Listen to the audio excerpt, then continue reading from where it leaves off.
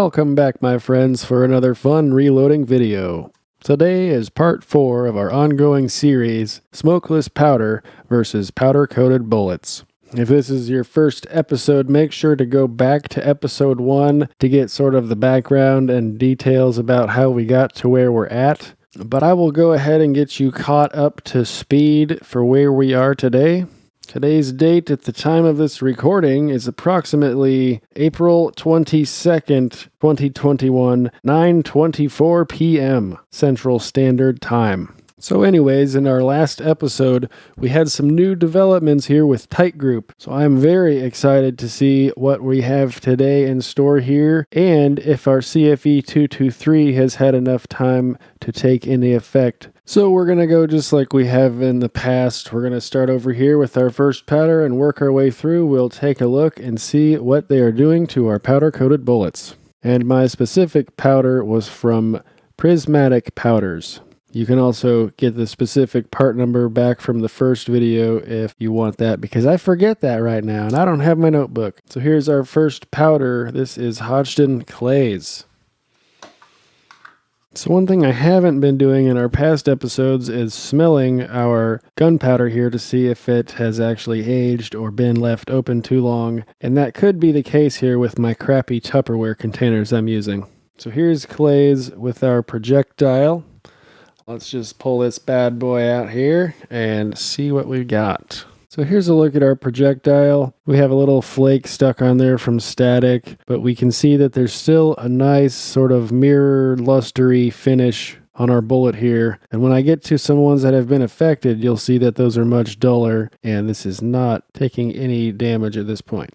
And so far, after about 3 to 4 months, it seems like Clays has little to no effect on my specific powder coating. Next, we're going to take a look at H110 Trailboss. I'll crack her open here and we'll take a little whiff and see if it smells like gunpowder.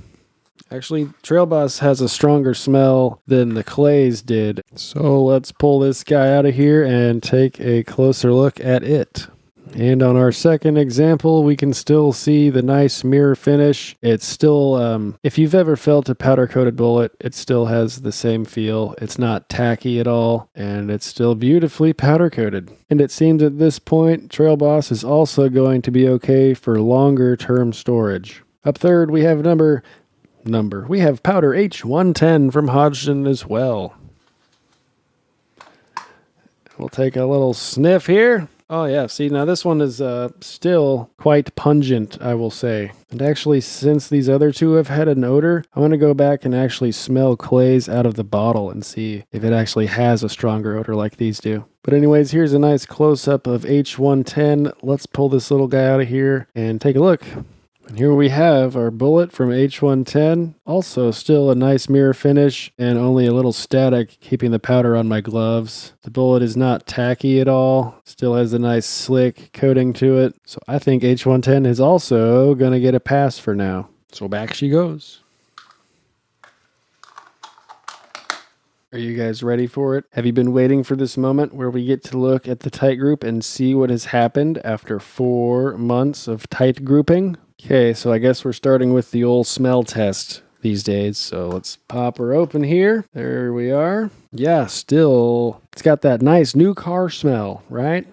So at a very quick glance, you can see right off the bat how these bullets are more of a matte finish. They're no longer shiny. They're dull in appearance, and we're going to grab them here and see what they feel like. We added a second one after, I think, we saw the first one taking effect. So let's see if I can tell the difference between the old one that's 4 months and the newer one. So it's sort of difficult to tell, but on the left, it's even duller than the one on the right. You can still sort of see the reflection from my lighting on the right, whereas the one on the left is even a different shade of green at this point. We can also see over here where I was able to scratch it with my fingernail last time. And over here we just have some powder flakes sticking to it. That's not static, that's actually sticking. So let's give it the old fingernail test and see if anything comes off here.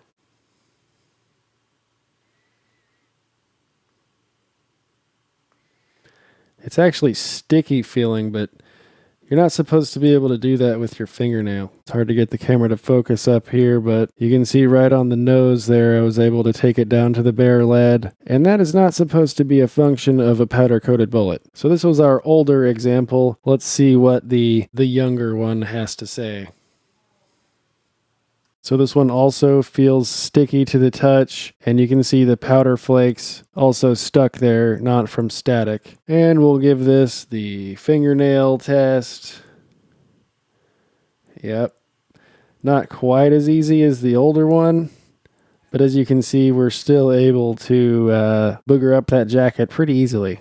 So if you happen to be loading with Titegroup and your powder-coated bullets, maybe you should test a few of them to see that they're not getting a reaction. So that was exciting. We can see further developments with the Titegroup. We'll close this back up and try out our CFE223. So again, I do not have my notes, but it appears we added CFE223 on January the 13th. So this one is even going for roughly 3 months now. So let's see how she's smelling. Yeah, that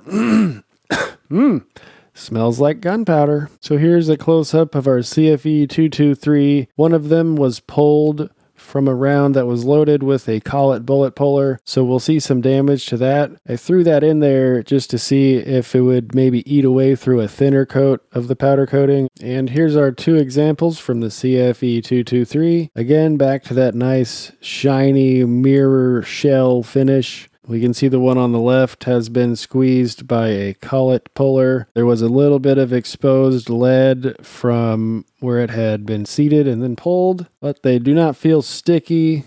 They still have that same brand new powder coated feeling. So it appears the CFE223 has no effect at this point. And we originally added this powder because it was suspected that double base powders would have more of an effect with the nitroglycerin being added to them. However, just because my powder coat did not have an effect, yours might. So yeah, at this point I believe our CFE223 is safe for long-term storage. And there you have it, folks. We're going to wrap up this episode of powder-coated bullets versus smokeless powder. If you've been doing your own tests down below, make sure to let us know what kind of results you're getting, or just link your video. I know there's a couple of other guys doing those tests as well, so thanks for sharing all of your stuff you guys are finding. And even if you don't have a channel, but you still like to comment and watch the stuff, maybe try a test. Just throw the thing in your closet in a little Tupperware, leave it there for a month or two. Come back and let us know what it's doing. I'm going to put these back away in my desk here, and maybe we'll check at the 6-month mark. Maybe we'll keep it going for a full year. We'll have to see. So thank you so much for watching, guys. I really appreciate you hanging out. Make sure to stay tuned for the next episode where we will see what further developments we have with our powder-coated bullets. We will see you in the next episode. Have a good one.